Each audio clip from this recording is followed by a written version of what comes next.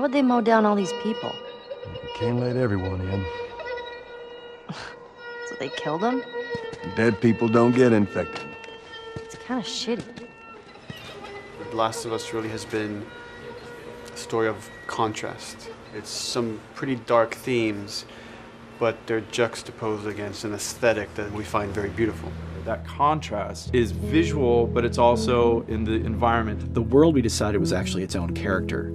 What happens 20 years after the fall of man when no one's taking care of anything? There's something really pretty about nature reclaiming its domain once we are gone.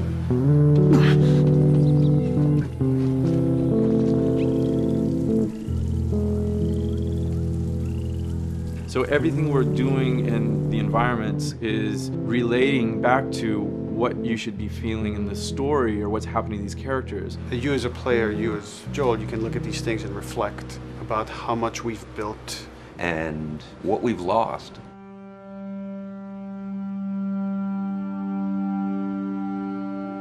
You get to see hints of civilization that used to be.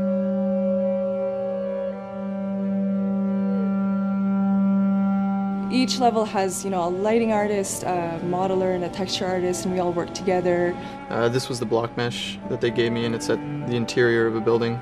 I had to be mindful of where I had set the lighting up in the color script, how it would be coming through the windows and lighting this area, which would give us this concept.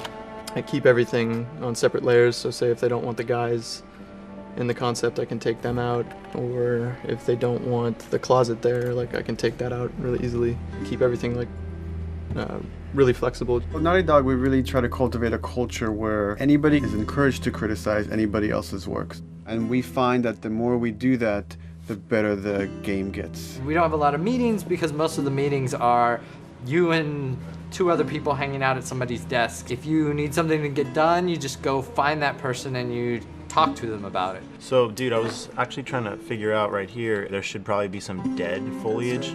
It might be cool to see some of the dead stuff around the edges of the green or even spilling out into the street. Maybe what we do is, in some of these areas, we use it as a transition from the actual concrete up to the side of the building. So they're almost sitting on top of a bed of dead foliage, that really rich kind of orangey brown color. Sienna or something would be nice. Something real cheddary. That's how you know you're done. The end product often ends up being stronger because that bouncing back off somebody else gives you a result that maybe you wouldn't have even thought of in the first place. All right, here's the bridge. That's our way out of here. Mandatory evacuation. Evacuate to where? What do you think? Quarantine zone. See, some places got a heads up before the infection showed up. Most didn't. We consciously take in consideration lighting in the beginning. I've never ever focused so much on lighting and how much sensitivity there is to that here. Did you talk to the character artist about her hand? So her face is getting a lot of speck, but then her arm is just bone dry. You think something we can tweak in shader? We'll have to send back to character team Michael to take a look. I can play with the lights and see if that creates more speck. Yeah. So all the characters cast soft shadows onto the environment. Even when there is no direct sunlight or no direct light sources, we still have nice fuzzy shadows. Damn, that's quite a drop. If you shine a light on a red wall, it will bounce the red lighting on the whole environment, making it red. Everything should have a bounce lighting, otherwise the world is gonna feel dry and unrealistic.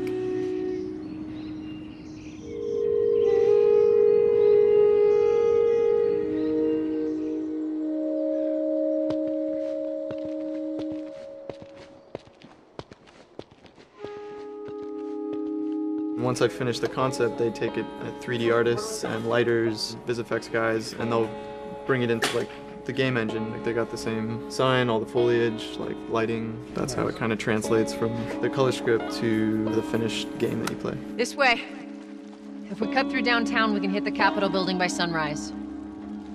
We hope.